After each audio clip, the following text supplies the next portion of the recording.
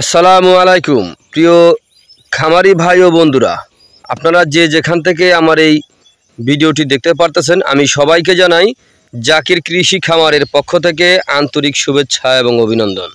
এই যে আমার সামনে যে ঘাসটা দেখতে পারতেছেন আপনারা, এই ঘাসটার নাম হচ্ছে ইন্দোনেশিয়ার স্মার্ট নেপিয়ার ঘাস। গরু, ছাগল, ভেড়া, মহিষ সকল গবাদি পশুর এই ঘাস। ইন্দোনেশিয়ান স্মার্ট নেপিয়ার ঘাস যদি আপনি একবার রোপণ করেন, একবার রোপণ করলে কমপক্ষে 5 থেকে 6 বছর পর্যন্ত আপনি একটানা গরু ছাগলকে খাওয়াতে পারবেন। এই ঘাসটা দেখেন কাটার পরে কি পরিমাণে চারাগুলি গজাচ্ছে দেখতে পারতেছেন। প্রত্যেকটা ঝোপা থেকে চারা কিন্তু গজাচ্ছে।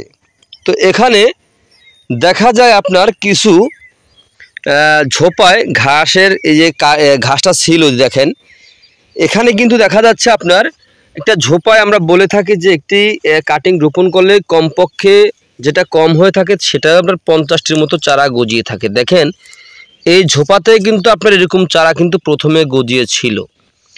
তো আমরা এখান থেকে অনেক ঘাস কিন্তু আমরা নষ্ট করে দেই। এই কারণে দেখা যায় আপনার যত পাতলা হবে তত কিন্তু ঘাসের কাটিংগুলো মোটা তাজা হবে। এই কারণে কিন্তু আমরা কেটে নষ্ট করে দিই। যেমন ঘাসটা থাকাকালীন এই যে দেখেন এই ঘাসটা কিন্তু কাইটা দিছি, কাইটা নিয়ে সরাই ফেলছি। এই ঘাসটা কিন্তু সরাই ফেলছি। এরকমভাবেই দেখেন ভিতরে এই যে এই ভিতরে এখানে একটু সরাইছি, এই একটা সরাইছি, তারপরে এই যে একটা, এই যে একটা, এই একটা, এই একটা, এই একটা, এই একটা, এগুলো কিন্তু আমরা আস্তে আস্তে কেটে কেটে আপনার পাতলা করে দিছি। তো পাতলা করে দেওয়ার কারণে কিন্তু এই কাটিংগুলো মোটা হয়েছে। আর এই কারণে কিন্তু দেখা যাচ্ছে একটা ঝোপায় ঘাস কিন্তু কম কম মনে হচ্ছে। দেখেন এক একটা ঝোপায় ঘাসটা কাটার পরে কি পরিমাণে গজিয়ে থাকে, চলেন আমরা একটু দেখে আসি। এই যে দেখেন এখানে প্রত্যেকটা ঝোপায় দেখেন প্রচুর পরিমাণে ঘাস কিন্তু রয়েছে, কিন্তু এখান থেকে আমরা এখনও বাছাই করিনি।